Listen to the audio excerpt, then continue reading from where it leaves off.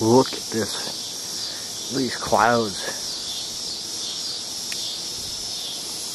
Storm's coming.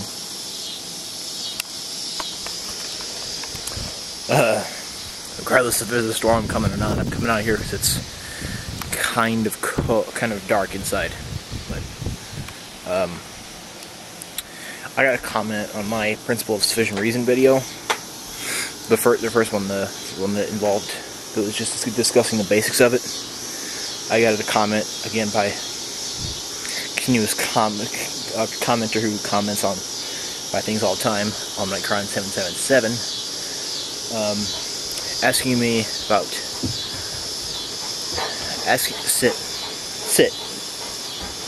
asking me if I'm a determinist. Because if you hold the principle of sufficient reason, this principle is mostly just that things, well, Daisy.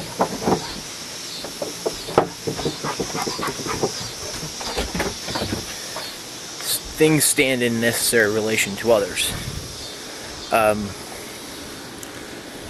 Things stand in necessary relation to each other, which, you know, there's reasons for why things happen, there's reasons for why things exist, and all this stuff.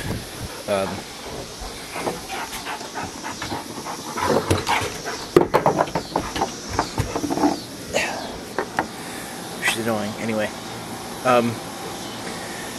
and I wanted to just explain how saying that things stand in necessary relation to each other, which is like, you know, saying that there's a reason for why being X exists because other beings existed before it. That is saying that, in a way, it's saying that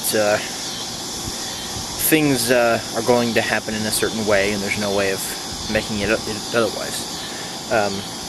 And I would have to agree that agreeing with the principle of sufficient reason is also agreeing with determinism. Determinism is just the belief that things are going to happen a certain way.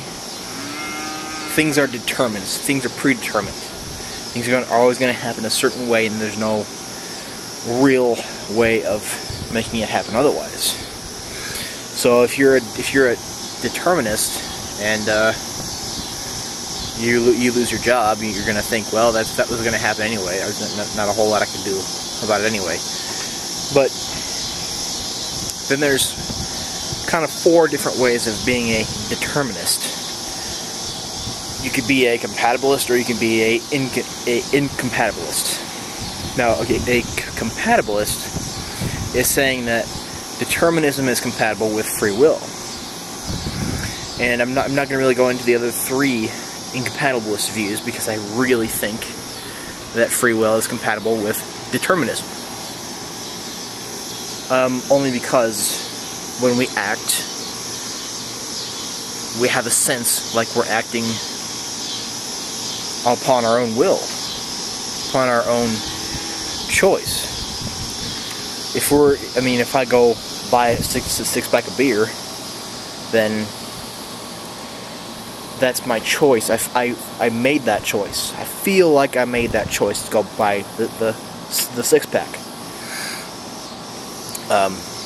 So I feel, and then I feel like I could have made the opposite decision, where I could have chosen not to buy that and save my money for something else. Save my $8 for something different. So I don't know. It's kind of, I don't know. Free will is something that's, I think, is definitely compatible with determinism. Now, as a theist, I'm a theist, I believe in a God. Now, I have this compatibilist view because I believe in the Christian God who knows everything that's going to possibly happen, and knows that I would or would not buy a six-pack of beer on so-and-so a day and so-and-so a time. He knows everything like that. He knows. That's my belief. But at the same time, there's so many people who are atheists atheists who feel like they have chosen or not chosen to buy a six-pack of beer. The other day, you can choose to do certain things. We all feel like we have choices. We all feel like we have free will. If you tell me that you don't feel like you have free will, then that's, I don't know, but I feel we all have free will to some extent. But just because there's the principle of sufficient reason is true, things have there's an explanation for everything, and things are going to happen a certain way. Things have happened a certain way. There wasn't a real way of preventing this from happening. Now my compatibilist view, you can be a theist or an atheist or whatever. I'm just saying that I have this view because of my theism. That's where my version of that's where my compatibilism comes from. But anybody can have this view, I think. But that's my discussion about free will and determinism, just because I think it's a good thing to think about, because you can have free will and determinism at the same time. Because if you look through science and philosophy and all this stuff, you can see how there's causal chains of how things exist, occur, and happen and all this stuff. There's causal chains of being in states of affairs.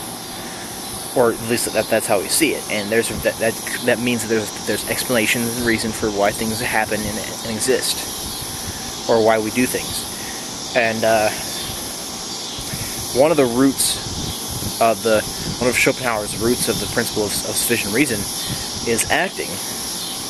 There's a reason for why I made a certain decision. There's a reason for it. There's an explanation for why I made this certain decision. And I think that one right there proves that there's determinism, but I think if you just look in real life today, that you can see that there's a sense from everybody, and everybody there's a sense of free will. Even though we may not really have that, we definitely feel like we do. I mean, I definitely think that we do, but if we look at science and look at things scientifically and philosophically, we can realize that because the principle of sufficient reason is true, then we don't have that as much as we thought we did. Even though I still think we have both, because if we have a sense of free will, if we have a sense of choosing to do one thing over the other, if I have the sense that I'm choosing to buy a six-pack of beer rather than choosing not to, that's free will right there.